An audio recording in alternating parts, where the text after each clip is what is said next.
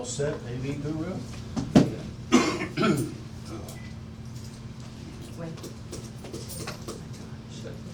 We're on. Laura's on. Lori's on. Good morning. Let me open up the monthly meeting of the Board of Directors for Pasco County Mosquito Control. Today is December the 16th at 9 o'clock. Can you join me in the Pledge of Allegiance? I pledge allegiance to the flag of the United States of America and to the republic for which it stands, one nation, under God, indivisible, with liberty and justice for all. Roll call. Kevin's here. Scott's here. Abbott here. Executive Director Rogers present. Move approval of the agenda. All in favor? Aye. Motion carries unanimously. And on the consent agenda, for a motion? So moved. Second. That's all right. All in favor, first and second? That one. You Randy. All in favor? Aye. Aye, motion carries unanimously. Got public comment today from Amanda's first up. Come on up. Good morning.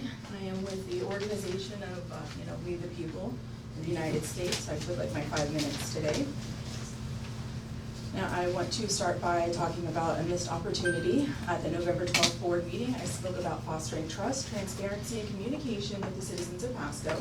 During that same meeting, when the discussion turned to forming an audit selection committee, it was stated that the committee could include board members and members of the public as long as there were at least 3 members. Not one of you paused to consider that this could be an opportunity to actually put that transparency into place by including 1 or 2 members of the public. That opportunity was missed, and I encourage you to consider it in the future if and when you select a new auditing firm. I was unable to attend the audit selection committee meeting on November 24th, but I did go back and listen to it. What stood out to me immediately was that the meeting attachments contained no materials that the public could review to understand what criteria you were discussing or voting on. I understand the concept of a working draft. However, transparency requires that the public have access to the same information the board has, especially when public comment is invited. It is difficult for citizens to meaningfully comment on an agenda item when they are not given any substantive information about it. A simple solution would be to upload draft materials with a clear draft watermark so the public can follow along and provide informed input. During that same meeting, it was stated that the director does not use vendor procurement platforms because of the subscription cost or limited need. After hearing that, I did my own research, and as a private citizen, I was able to identify multiple government procurement platforms that are free and widely used, including SAM.gov, DemandStar, Bids USA, BidNet Direct, My Florida Marketplace, Bonfire Open Access Community Projects. All of these platforms are free. Given that, I found it concerning to hear statements suggesting that these tools are not used because of fees, limited volume, or because they were investigated in the past and deemed unavailable. These platforms exist precisely to promote competition, transparency, and responsible use of taxpayer dollars, regardless of whether an agency issues 1 solicitation or 20. And that matters because when procurement tools are not used, risk increases. For example, on July 31st, the district made a payment to Tent Life Window Tinting. That business was registered with Sunbez just 6 days earlier on July 25th. The district is still using the vendor with another payment made November 17th. I'm not alleging wrongdoing, but had a procurement platform have been used, there would have been an opportunity for broader vetting, to compare experience, review complaints, assess qualifications, and determine whether a more established vendor could provide the same service at equal or lower costs. Same concern applies to Gator Cleaning Solutions. Public records show that the owner and president is Aaron Meyer, who currently serves as a president of Rotary Club of Holiday. At the same time, a district board member holds leadership roles within that same Rotary Club. Additionally, district funds were used to pay Rotary Club of Holiday dues in July 2025. Again, I'm not making accusations, but under Chapter 12 Florida statutes and the director's own code of ethics, public officials must both avoid conflicts of interest and appearance of impropriety. Using open procurement platforms helps insulate the district from these concerns by ensuring fair competition and transparency.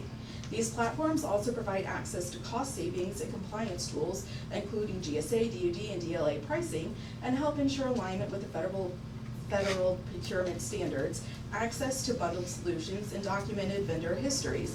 These are safeguards, not burdens. When the highest paid director in Pasco demonstrates a lack of familiarity with free, widely used government procurement platforms, that raises legitimate concerns about experience, stewardship, and oversight of taxpayer funds. Those same principles are directly implicated when this board considers executive compensation, because raises are formal rewards for performance and stewardship of public resources.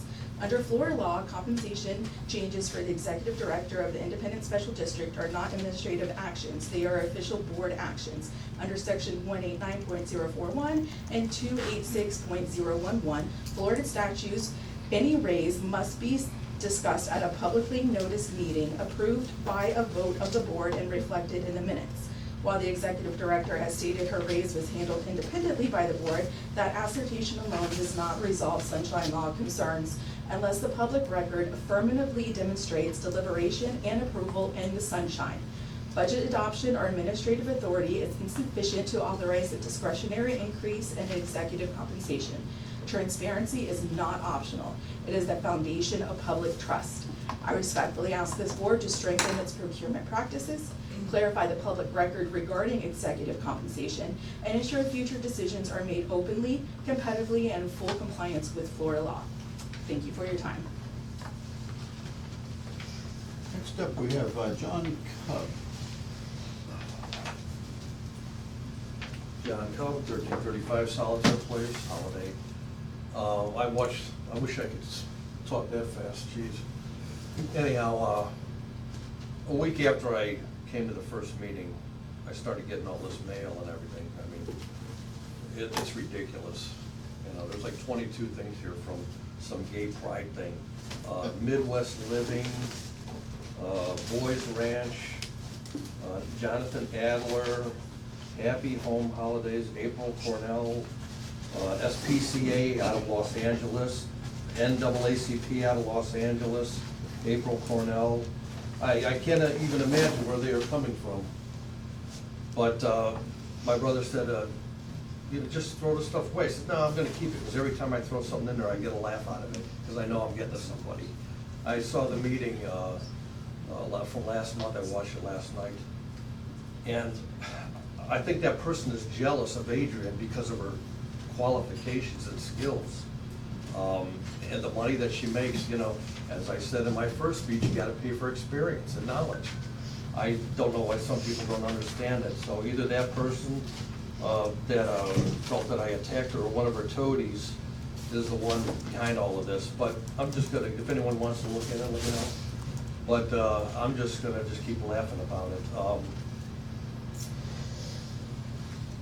I'm just amazed that it's a broken record with this person. It's always the same stuff. I'm just baffled by it. I mean, there's a lot of coffee. Mr. Chair. Mr. Chair. Yep.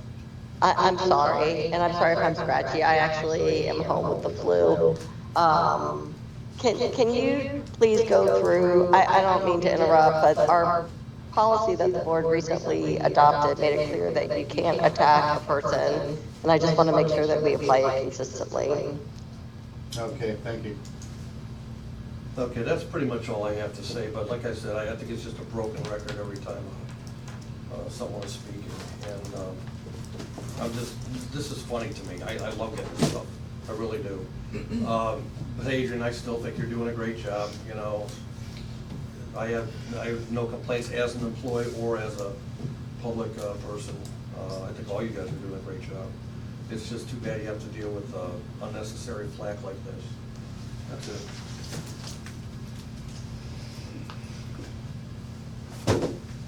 All right, next up, we have Kathy Julian speaking on the budget.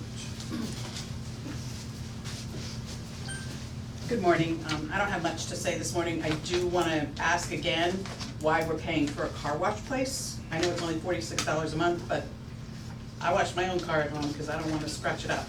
And we should be washing the vehicles here. We probably have equipment, we have staff. I never thought of accusing you guys of some of the crazy mail I get at my house. I just figured somebody got my address somehow and started sending me white supremacist stuff when I have 3 grandchildren and none of them are white. But, what was I gonna say? Something else. Oh, the other thing is that, what Amanda mentioned about, the procurement and doing competitive bidding, it doesn't seem like we do competitive bidding, and that is really concerning that we're using a firm linked to the Rotary, and then we're paying dues to the Rotary, and we have, staff members that are members of the Rotary. I think the Rotary is a great organization, but, I don't think it's appropriate for a government organization to be paying for it. I don't think it's appropriate for us to be, paying for that kind of stuff. But anyway, have a great day, and Merry Christmas, everyone. All right, next is around new business and the budget amendment for 25-26. May I ask where the paperwork is on that? So you all have received the budget amendment, and this is to shore up the close of the fiscal year, and getting those numbers precise now that we have officially closed everything out. So we will go ahead and submit that to FDAC upon your approval. Move for approval. All right. Got a copy of it here. You, Randy, you've seen it also? Yes, I just asked, have we double checked and triple checked? Yes, Okay. the year is, we were able to handwrite it in, we should be, we're good. Okay. Yes. Very well, then I'm fine with it, thank you. All right, all in favor? Aye. Aye. Motion carries unanimously. Okay. Unfinished business, comes up again this year, live local tax exemption, cover that. Adrian? So on this item, I will draw your attention to resolution number 2025-04 that you all received, included in your board packets for review, regarding the district's election to not provide the live local property tax exemption for the 80 to 120% area mean income category for the upcoming tax year in 2026. If you need a brief overview of what that all entails, I can do that, but we did speak about this at length at prior meetings, so here we are with resolution to put that into place if that's still your desire for next year. And both this school board and the VOCC have similar resolutions as this one that is in front of you today for approval, so if you have questions, I can certainly answer them. No, I support. All good? All in Move favor? for approval. Okay, all in favor? Aye. Motion carries unanimously. I'm sorry, was that Commissioner Cox resolution? Yeah. Thank you. Okay. All right, next thing on the agenda is the employee pick handbook. Getting thicker all the time, isn't it? That's Yes. good. It's very comprehensive. That was certainly the goal. So over the past few months, we staff have completed a very comprehensive review and modernization of our employee policies.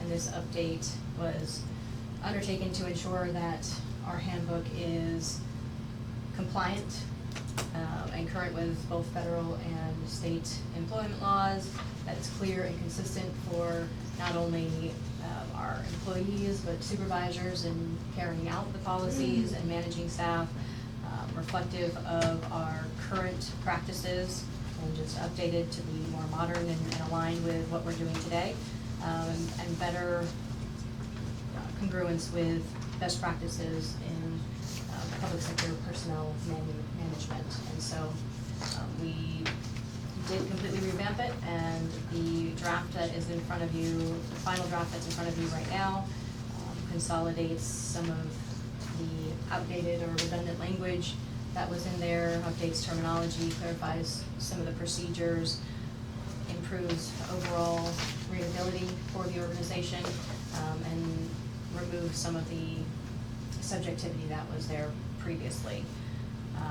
This does reflect all of the items that were brought up in prior discussion at both our prior board meetings, but then also the workshop that we held just a few weeks ago specifically for this handbook. And so this version is ready for adoption and implementation. If you don't have further questions or concerns, and then of course, once it is approved, the updated handbook will be distributed to all of our employees, and we'll have an acknowledgement form that everyone will have to sign off that they have read it, that will be in their personnel manuals, or I'm sorry, the personnel files for future record.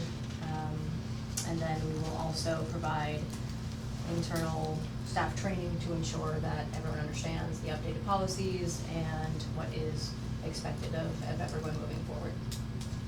Mr. Chairman, I could tell you, from the federal government side, we had an annual policy that every employee had to reread the handbook and acknowledge that they've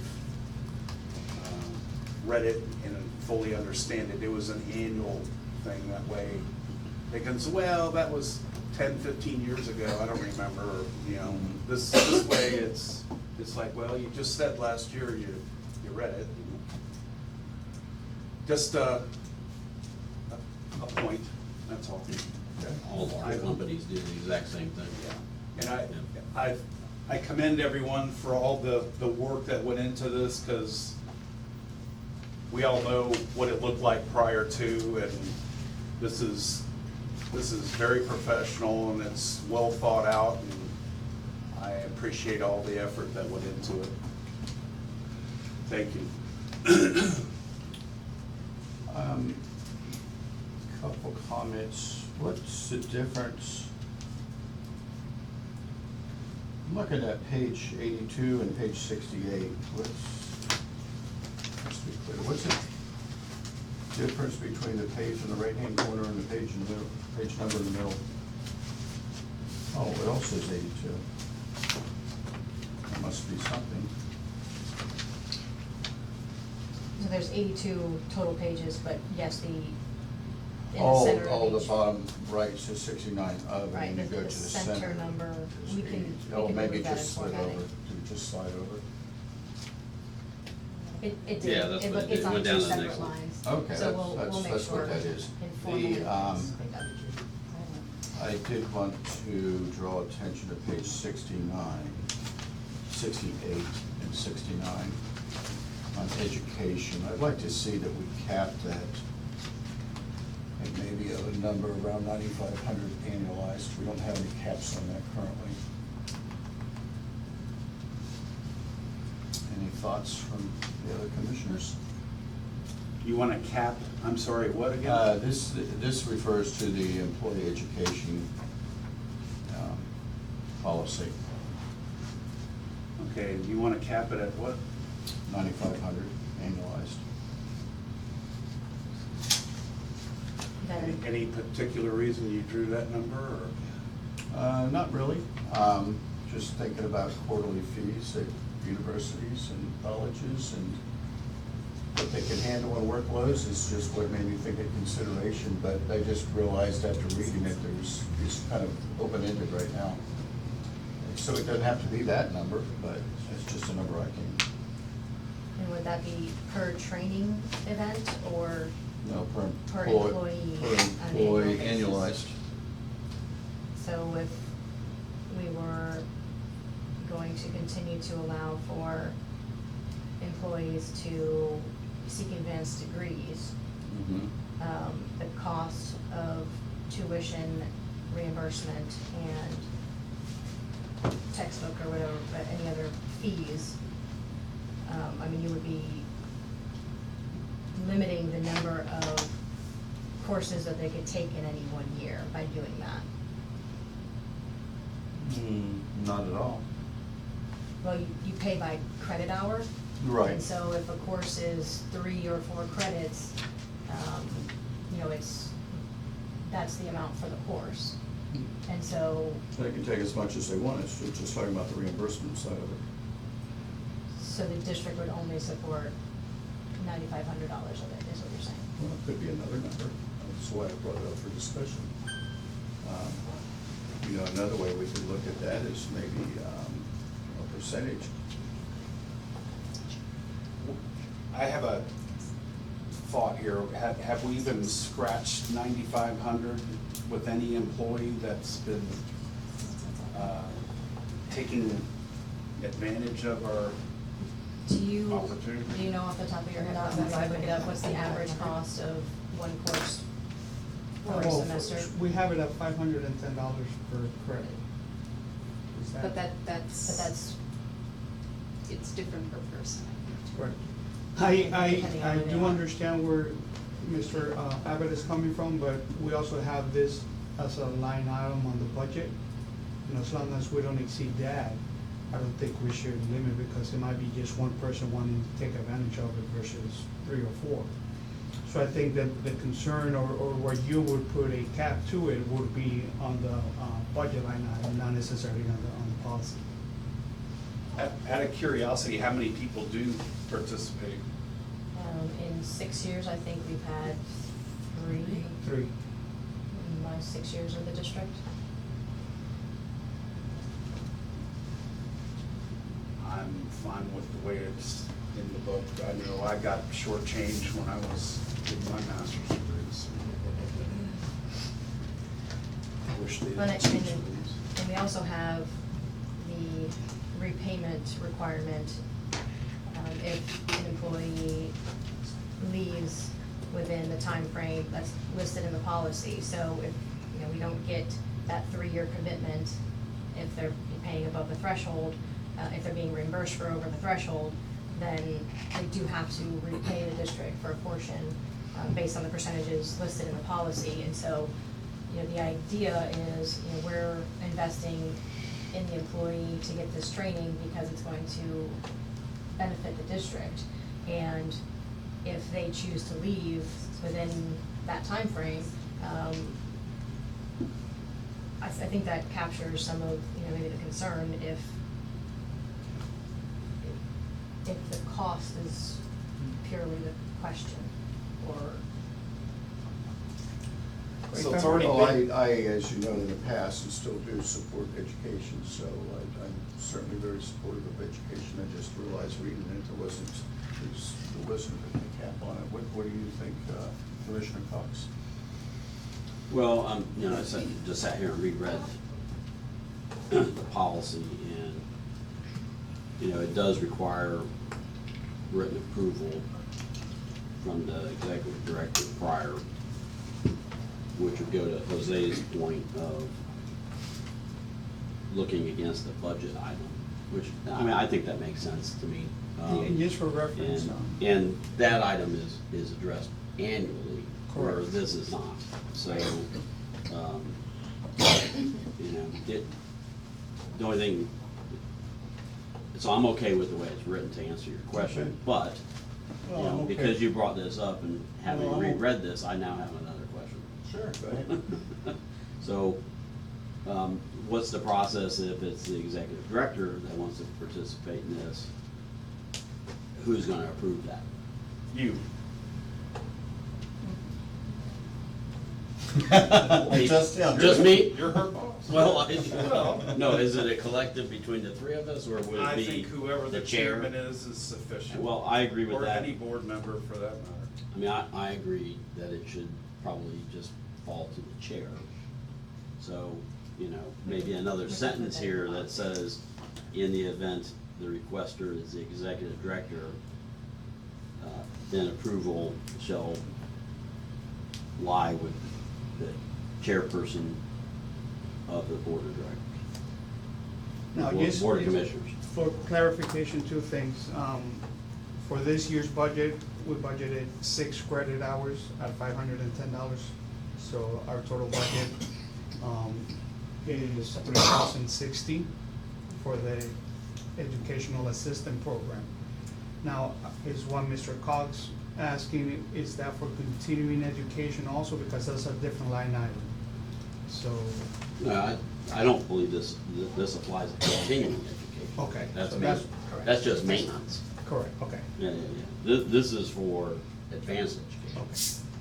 So then, yeah, To prove the point, we budgeted $3,000, and that's based on communication with the employees, asking them who was planning on taking advantage of this for the next fiscal year, and then build it that way. And that is reduced from last year because we Correct. had a couple others who were finishing their degree or certification in last fiscal year. So that's completed now, so that doesn't carry into Right, this right, right. fiscal year. Right, that's just a budgetary. Well, that's good knowledge, Jose, so I'm okay with the way it is. Well, good.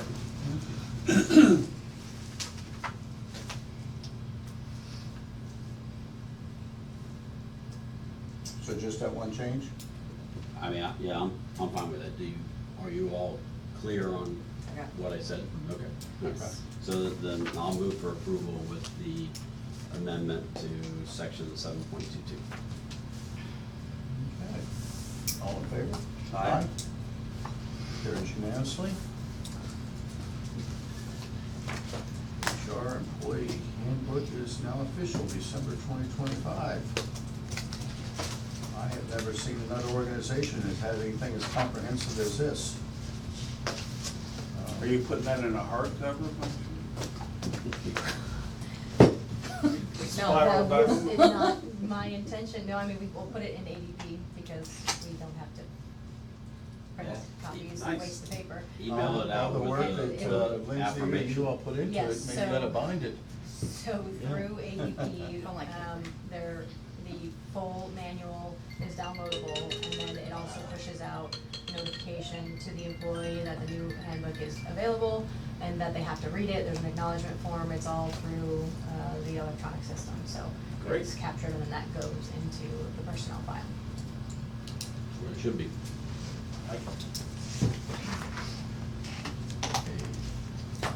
Director's report, operations. Adrian, you're up.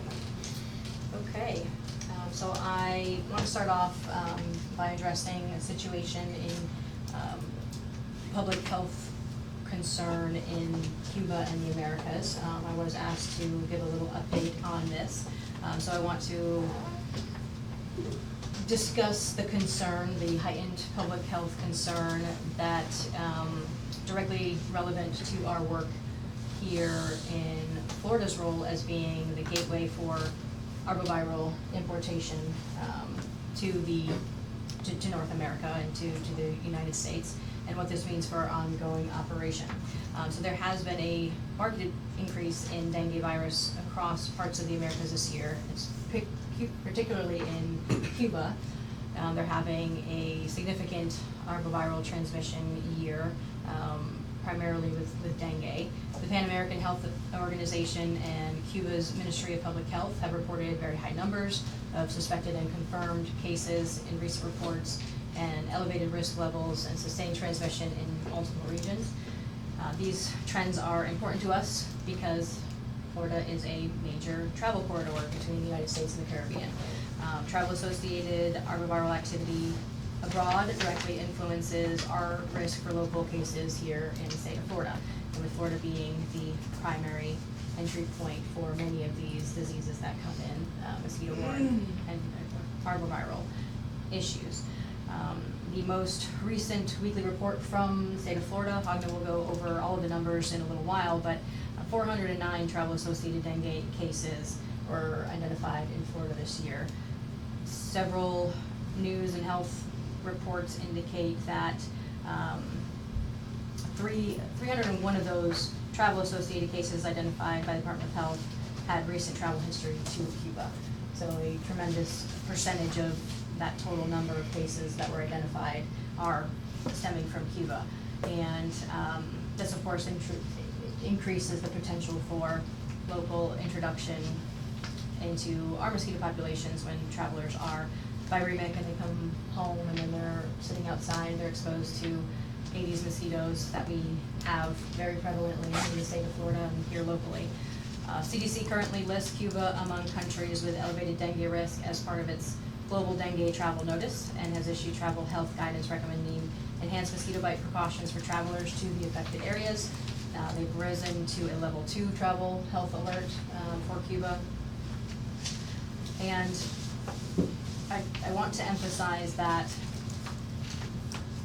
PCMCD has not waited for these developments to unfold over the last few years. We have, knowing that dengue activity was on the rise globally, we've talked about this at prior meetings, we've already taken significant proactive measures, including increased targeted surveillance for the dengue vectors that we have here in Florida, Aedes aegypti primarily and Aedes albopictus. These are our domestic mosquitoes, as we reference them. These are the mosquitoes that live around people's homes and utilize containers right there around people's homes and businesses as their production sites. The primary dengue vectors, and we've expanded public education efforts, specifically addressing dengue transmission, mosquito-borne disease prevention, personal protection measures, and the critical role that residents play in reducing container habitats around their homes and businesses. And we've strengthened partnerships with the Department of Public Health here locally in Pasco, but at the state level. Through the creation of our Pasco One Health Alliance, we've enhanced engagement and fostered additional partnerships and relationships throughout the medical community here locally in Pasco, and have been working to improve case notification pathways so that we can very quickly deploy our response to any suspected mosquito-borne disease case, which includes enhanced surveillance and control efforts in those areas. We have internal readiness, staff training. We've been ensuring that our field teams are prepared to respond rapidly and safely when we do have cases in our service area. And so this has been going on. We've really expanded these efforts over the last couple of years. So we knew that the cases were rising globally. Given Cuba's close proximity is especially concerning, and the number of travel cases that we do have coming from that region this year in particular. So given all of that, we are going to continue to maintain our current elevated posture, and we'll work on reinforcing our public messaging, our surveillance, our control efforts, coordination with the Department of Health. At this point, our focus is on sustaining and refining the proactive work that has already been underway. And of course, we'll continue to evaluate any innovations that come along that might be worth considering. Continue to work very closely with our partners at Health and look at CDC updates and others, and watch it very closely. We did last year, it is December, we're coming to the close of the calendar year, and we've had some cooler temperatures. As a reminder, mosquitoes are active here in West Central Florida year-round. Even though we have had nights that dip down into the 40s, that's not enough to reduce, to kill mosquitoes. We need sustained temperatures below 50 degrees for 2, 3, several weeks before it's really gonna knock mosquito pressure back. Cold weather does slow mosquito production down and the life cycle down, but it does not, they don't go away. They don't die off because we have some nights in the 40 degrees. Our incredible temperature swings that we have, where we have a morning at 39 and 75 degrees by the afternoon, that's enough to keep mosquitoes active and thriving. And so don't let your guard down, continue to remain vigilant and be cognizant of the fact that mosquitoes are still active here in Pasco County year-round. We had a local dengue case identified in January this past year, so it's a very real threat. This isn't hypothetical, and as we've talked in more recent months, there are areas of the state that dengue is becoming more established. This is not an exotic disease anymore, so that just underscores the concern with all of these travel cases coming in. So did anyone have any questions on the situation there? So, I do. Go. You go first.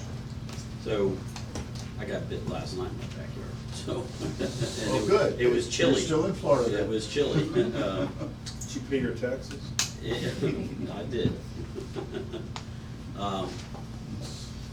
You said the Americas, so to me, North America, South America. So what's the activity level in South America? Because, we have much more travel to South America than we do Cuba. Yeah, I mean, so there's, I don't know the exact numbers of all the different countries, but the heightened risk, has been raised for several of the Latin American countries, and the percentage of cases that are coming from Cuba is what I was focusing on, because we have Okay. that information So the for percentage cases. is a higher level. Yeah. From, yes, it's 301 out of the 409 cases, travel-related cases in Florida this year had recent travel to Cuba. Wow. So it is a large percentage of the travel-related cases that we're seeing. Interesting.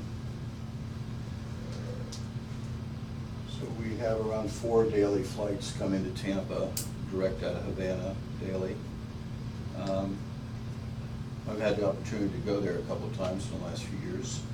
I guess, not that I know a lot about entomology, but my observation was the fact that so many people can't afford electricity there, so the windows are open, there's no screens, you know, so this disease is just spreading. But my question comes is this: what do we know? I mean, I know we got limited information there, but are they seeking help from the rest of the world, from the rest of the entomology community?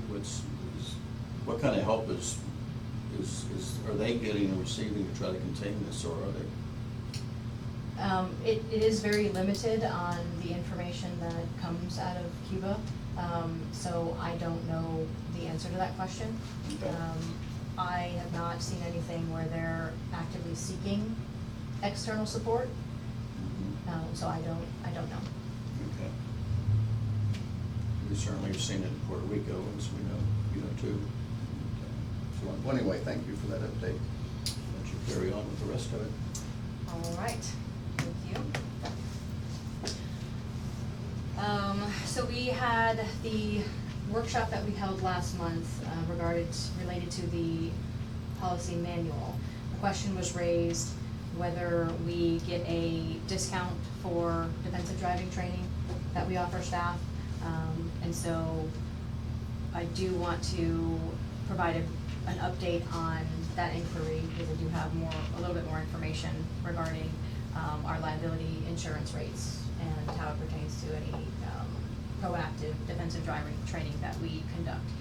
So we did receive confirmation that while the training does not generate a specific line item discount on our liability insurance policy, as we did talk about, it does contribute positively to the subjective pricing of the policy when we go out to the carriers. So it does strengthen our overall risk profile and allows the insurer to present us with potentially better rates compared to other entities. Additionally, we receive a 5% safety credit on our workers' comp policy, and although that credit is not tied exclusively to defensive driving courses, our proactive safety efforts, including the defensive driving courses, are considered contributing factors for that 5% discount on the workers' comp insurance. So overall, the training remains a worthwhile investment for what we're doing, both from a safety perspective, but also, and risk mitigation, but also from the liability renewal rates that we'll be presented with. Any other questions on that item? Could that carry over to the employees' personal policies as well? Just the fact that they took it through us and. I'm sure they could be an avenue. I don't know that anyone has tried to do that. We receive if we don't have a specific certification that's a result from those classes, we at least have an acknowledgement form that they attended it, and so, you know, potentially that could be used. But I don't know that we've had anyone do that. I mean, defensive driving is defensive driving. It's not Right. specific to our organization. I use it, it works. Oh, have you've done that? Yeah. Okay, there you go. Good to know. Okay, Camp Idlewild donation. You'll recall that PCMCD has benefited from a strong partnership with Camp Idlewild of Florida for a number of years now, utilizing their property as a remote landing zone in our helicopter operations to support our aerial applications. And as a reminder, Camp Idlewild of Florida, it provides innovative and adaptive camping programs for children and young adults with special needs.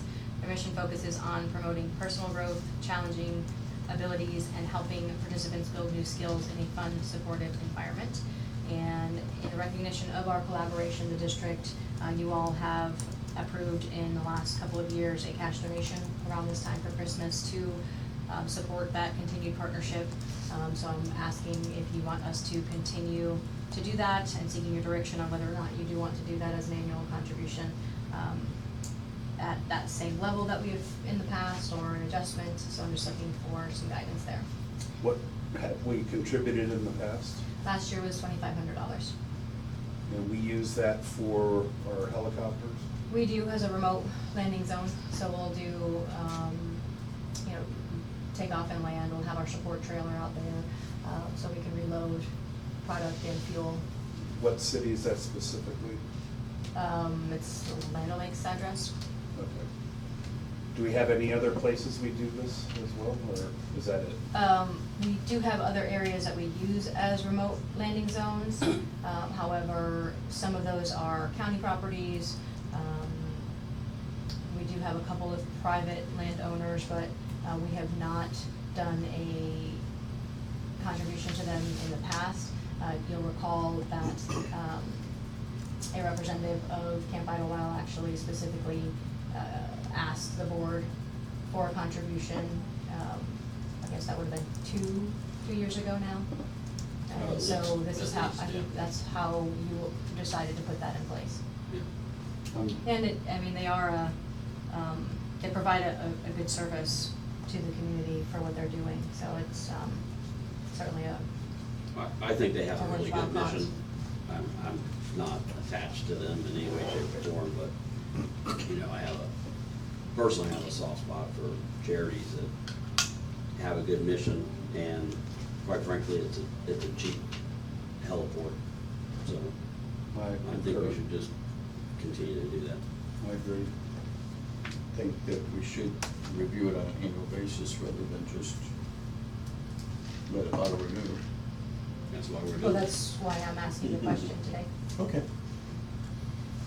All right. So the same amount as Yes. prior year? Yeah.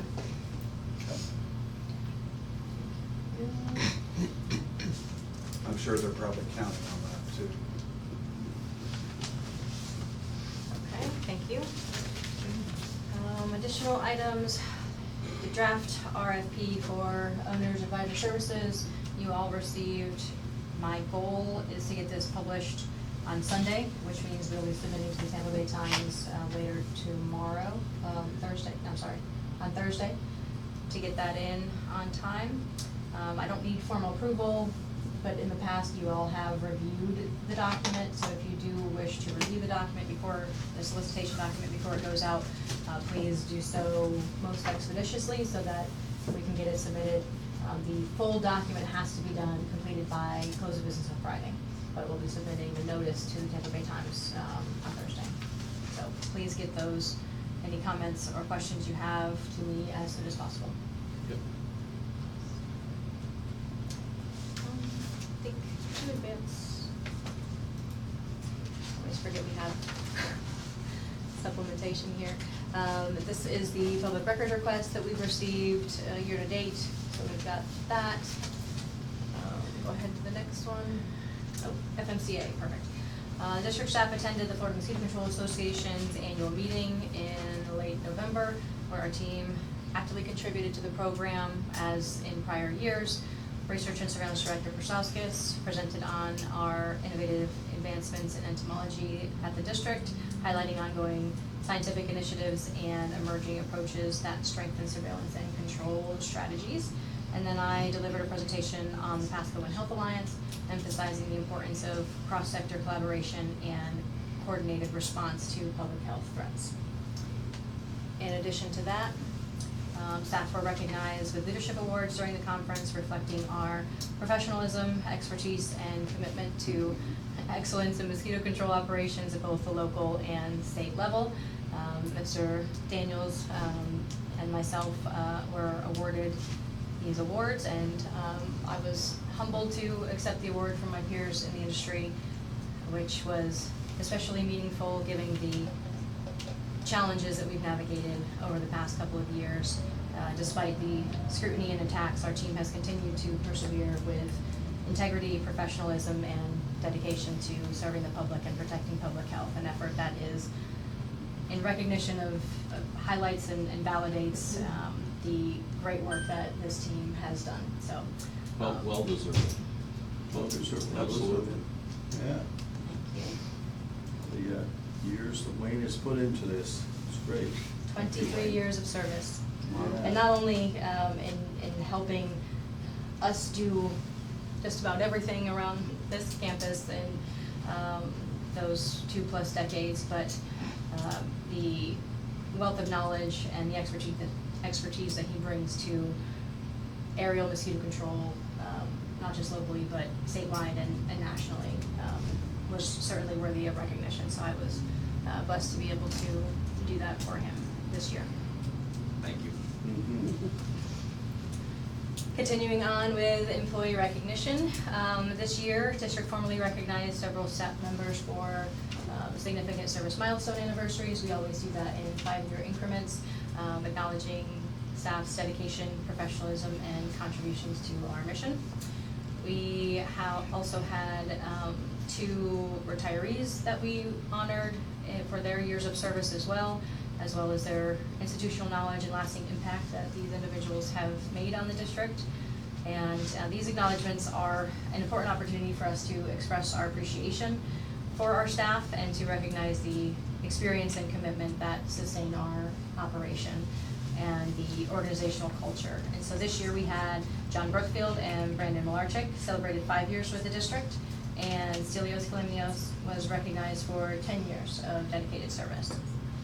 For retirements, Kirk Shepard retired about a week ago now, after serving 23 years with the district, and Vinny Dorado will be leaving us in just a couple of weeks to enjoy the next chapter in his life after serving 12 years. So we want to acknowledge the great work that they have put in for that time and wish them all the best in their retirement. We also had a few work anniversaries we celebrated over the last month for both Dan Barber and John Ash celebrated 1 year with the district, and Kenny Johnson celebrating 6 years. We had a citizen in Heritage Springs call to express appreciation for the implementation of our notification system to residents, stating that it's a wonderful service, and because she has a chemical sensitivities, receiving advance notice is extremely helpful to her. So she was expressing her gratitude. And in addition to— I have a question on that. Sure. So, how many people are actively participating in the notification system? I can get you a number. I don't know what it is now, but The other question I have is, I haven't, participated in a presentation from the district out in the community in a while, so I haven't seen it, but have you all included in that information on that, specifically like a QR code that people can just write now? Okay. yes, in all of our presentations. That's a great way of doing it, because It is. Some of the presentations that I do for my business, we include QR codes, and it's amazing how many people whip out their phones and start doing it. Yes. Yeah. Yep, so that is certainly an effective tool for us, and we have put QR codes for the notification system into our presentations. Yeah, that's just a process of continually reminding people about it. Yes. So, Do we put those on the trucks for the notification system? So we do have QR codes on some of the trucks now, yes, we have Okay. decals for that. Good. that's excellent. Yes, trying to get the word out Yep. in multiple different avenues to try to expand our reach. Certainly, if you have further suggestions, we would be open to them, but we have already implemented those two items. Good. And lastly, internal recognition. Ms. Kayla Godfrey was recognized for being a great asset in our outreach efforts, Her enthusiasm and community help create meaningful experiences and strengthen our connection with the community. Her genuine care and attentiveness toward the chickens in the field reflect her compassion and commitment to all aspects of her work. And the last item I have for you all, I would like to note that 2026 will mark the district's 75th anniversary, commemorating more than 7 decades of protecting public health and improving quality of life in Pasco County. This milestone reflects the district's evolution from its early beginning, starting off as the West Pasco Mosquito Control District and morphing into a modern, science-driven mosquito control program serving the entire community in Pasco County and over 600,000 residents that we serve today.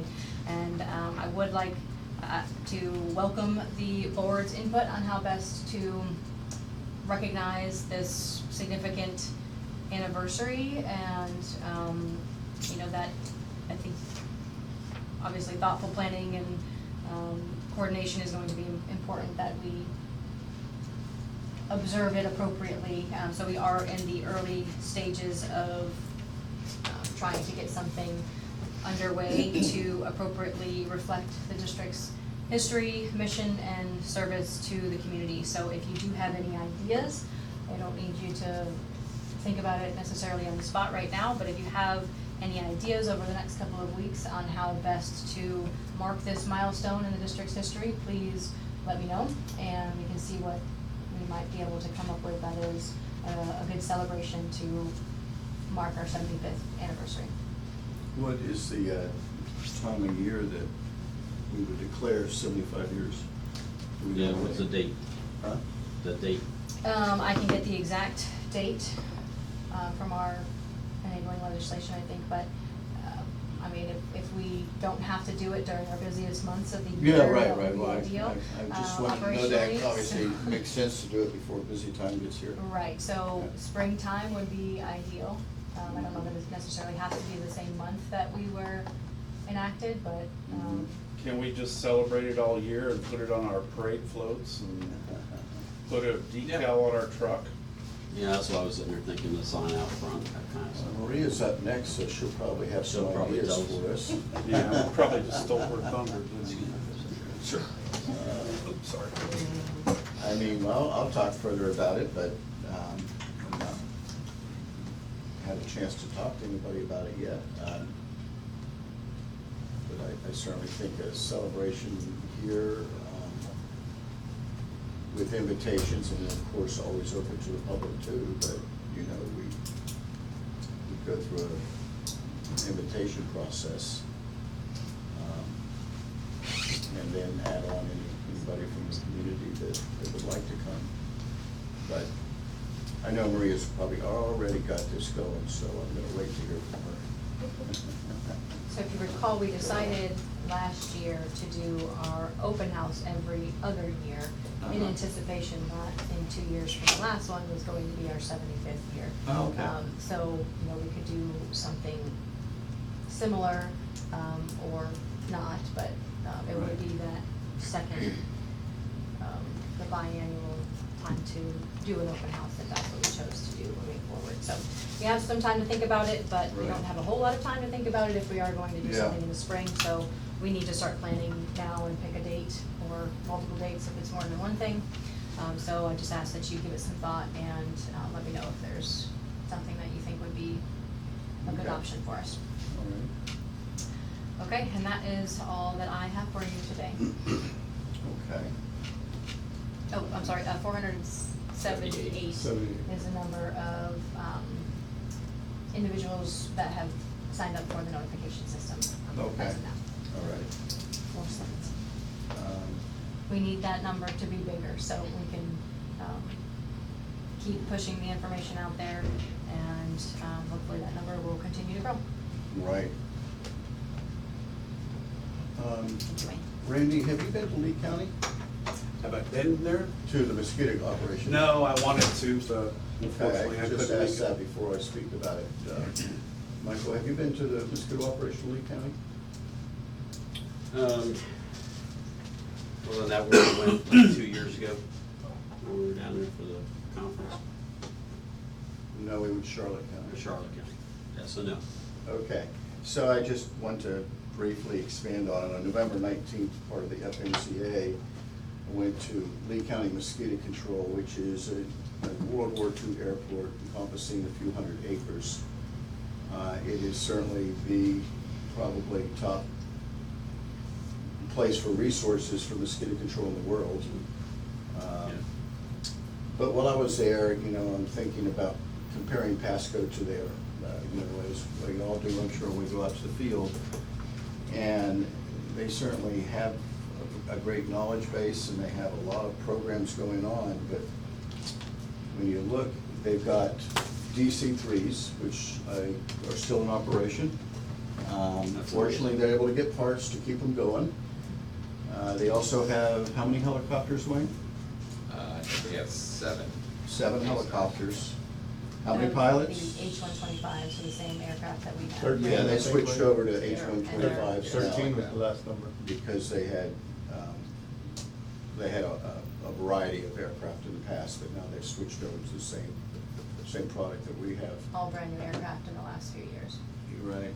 Right. And they have, I think, around 8 or 9 pilots. 13 was the 13. last number. 13 pilots. Okay. And they have 120 vehicles. And they seem to do a good job.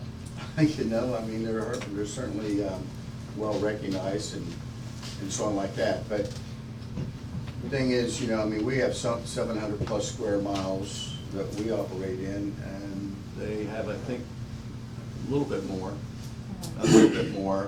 but They're not that much bigger.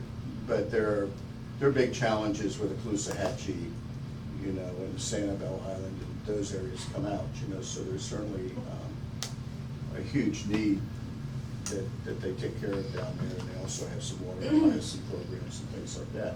But anyway, the reason I just bring it up, it's really worth a visit if you ever get an opportunity to do it there.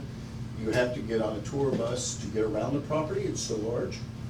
You can't really, it's really hard to walk it. But you look at the difference in efficiencies between what we've got going on here and what's happening there, and it really kind of opens your eyes up to see the differences. Our citizens get a very good bang for the buck. Much, We operate much more efficiently. Right. Although I've not ever visited their thing, I have done a little research on it and understand about it. No question, it's a world-class operation, but, they certainly have, probably more resources than they need, in my opinion. Yeah, I don't really, have, I'm gonna be, I guess, don't know enough about it to be critical of the operation, but I certainly, in my own mind, was comparing what we got going on versus what they got going on, and you can really see how much efficiency we got going on here. So that was all I had. Chairman, if I may, June 7th, 1951. Okay. Was the establishment of the district. And that kind of coincides with National Mosquito Awareness Week, doesn't it? It is around that time, I would have to look It's at the usually exact April. dates. Yeah, okay. Lindsay's got a chuckle, what's that? Because he said it's usually April. Usually The April? National Mosquito, yeah. So there's national, but then there is a Florida Mosquito Control Awareness Week as well, and I think that one is in the summertime. So we could look up those dates, and Yeah, but it still makes sense for us to do it prior to that time, yeah. it would be ideal if we could do it prior to June, yes. Right. Okay. So next up, we have Maria on community outreach. Good morning. And education. Good morning. And education also. Yes. So, just a reminder that the outreach department plays a key role in our mosquito management program by educating the public, engaging with the Pasco community, and promoting prevention efforts. Through education, we raise awareness and encourage active participation in mosquito control measures that help protect people, pets, and the environment. So highlighting all the things that we do at the outreach department in November, we participated in the HCA Florida Trinity Hospital Car Show. We had a tour. I did a presentation at the Southern Charm Sweetwater and Settlers Rest, which is an RV community in Zephyr Hills. They absolutely love us there. We celebrated our team here at Mosquito Control for our Veterans Day celebration, and we honored our veterans here.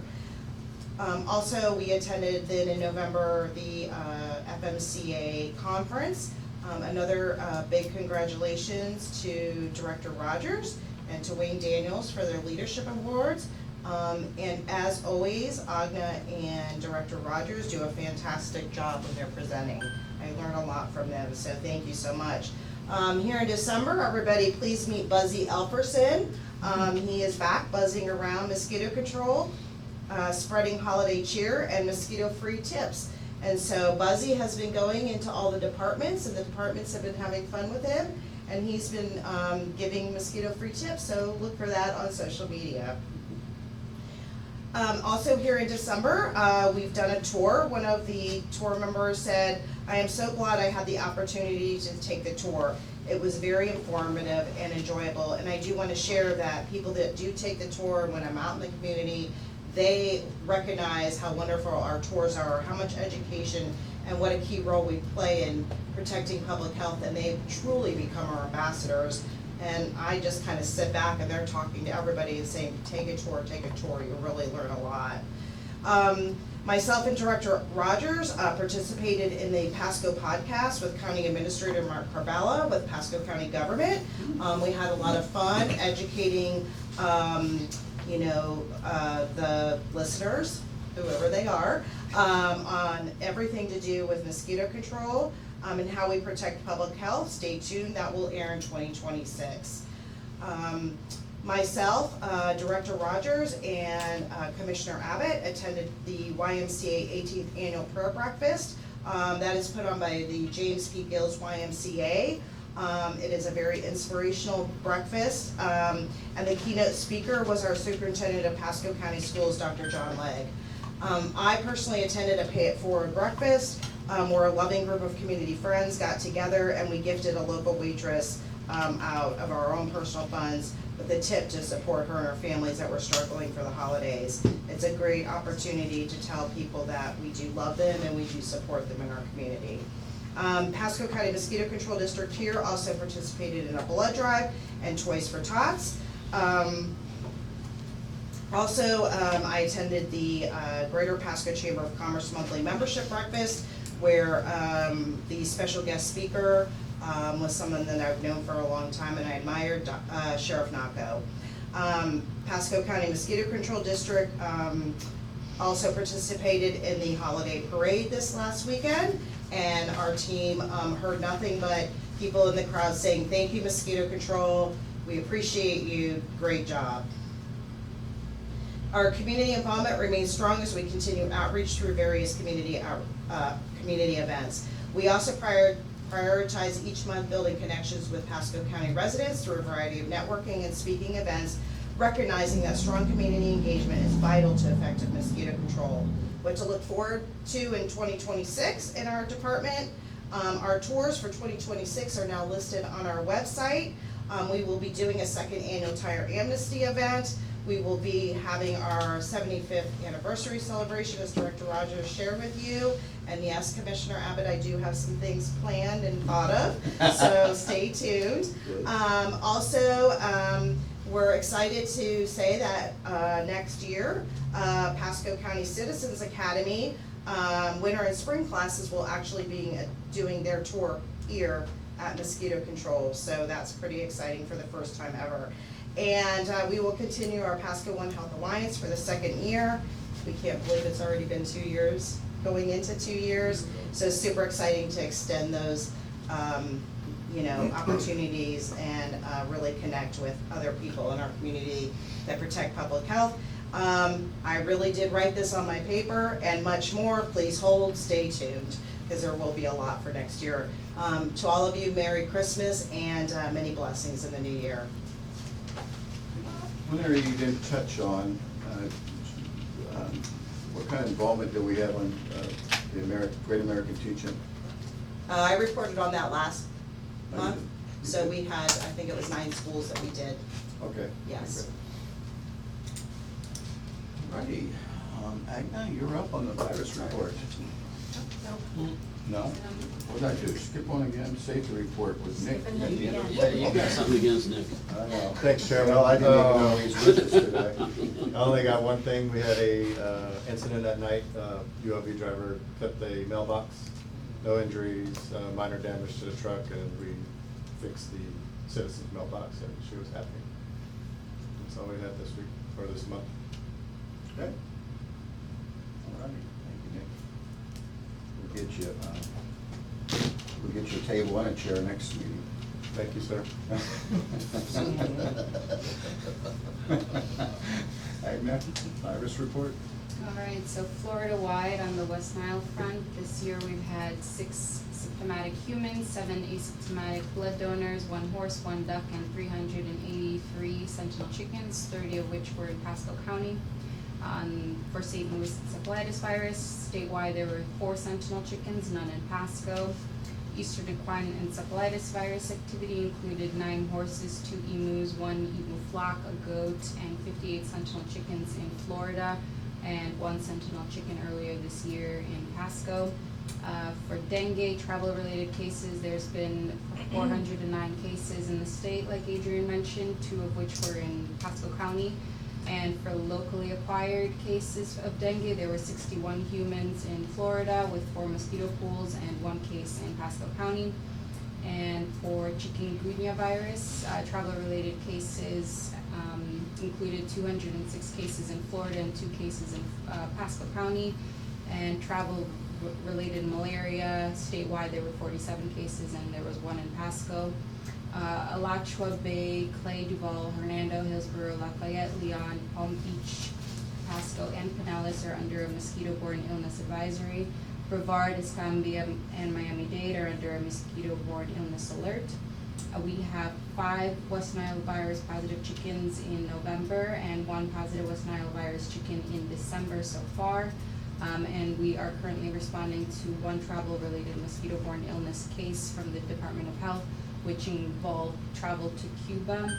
And to answer your question, Matt, besides Cuba, the top 3 countries that we're getting imported cases from are Nicaragua, Puerto Rico, and Mexico. But compared to the 301 cases from Cuba, both Nicaragua and Puerto Rico had 19 import cases and Mexico had 10. Okay.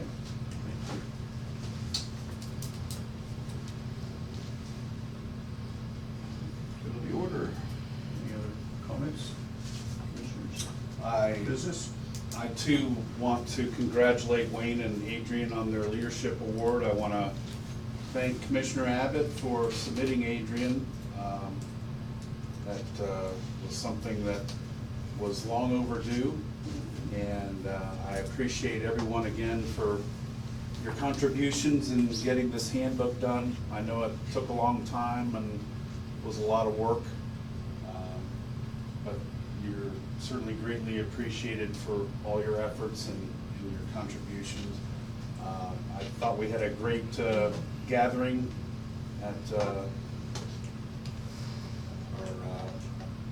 gift exchange, and I just wish you all a very Merry Christmas and a prosperous New Year. Absolutely dovetail on that. Reflecting over the last year, I think that the district really shined and went above and beyond professionalism in dealing with some of the adversity that is beyond our mission, and y'all should be very proud of yourselves on how you all handled that. I will also say that I know I can be challenging at times as a commissioner, and you know, I very much respect how you all handle my questions and some of my concerns. So I truly appreciate that, and am honored to be able to be part of this. So I want to say thank you, and wish everyone a very, very Merry Christmas, Happy Hanukkah to some of you, and a Happy New Year. So onward and upward to 2026 and our 75th anniversary. I'd like to, is Laura still on? I don't know. Yeah, I'm here. Oh. Sorry. Laura? Have you guys I'm muted so you guys don't hear me like coughing so horribly. I just personally wanted to thank you for all that you're doing to help us out and navigate through the muck and the mire, and wishing you a Merry Christmas and health and wealth in the next year. I appreciate that. I really have enjoyed working with the district and the commissioners and Adrian and staff of this last year. And I agree, better things ahead in 2026. Yep. Feel better, for Yes. goodness sakes, and thank you for your guidance. And also, I know he's not on, but also like to thank John Foster, because he's been a tremendous help for us as well. So, I know leadership awards, just to clarify, Maria, myself, and a few others actually nominated for the award, but it was a statewide input that happened, so it came from all across, you know, the state of Florida. Yeah. So that worked out well, and it was really I wasn't too sure about the conference center there, but in the end, it worked out very well. It was, everybody was contained in one place, and there was just activity going on all, you know, from early morning until well in the evening every single night, and FMCA solid, it held together. They had a change of leadership, as we know, but you wouldn't know it being there because everything was as strong as it was in the past. So it was really, you know, really the goal there mostly is education, and that's what transpired and was happening and continues on. And the amount of people that, you know, come to us for information and knowledge is great to see that. So it's really good. So happy holidays to everybody. Thank you. So upcoming events, meetings, December 23rd. We've got the opening bids on the auditor. Do we have activity going on with that, Jose? Just, it's December 22nd. 22nd. Okay. And not as of yet, we have not received any official inquiries, but they have the ability to download it from the website, so we will know the responses by the due date. Do you know if anybody has? There is, I know everyone has a way of tracking how many downloads, but I have not asked. Okay. So I will if you guys want that information after asking. Then on that same subject, on January 7th, selection committee meeting.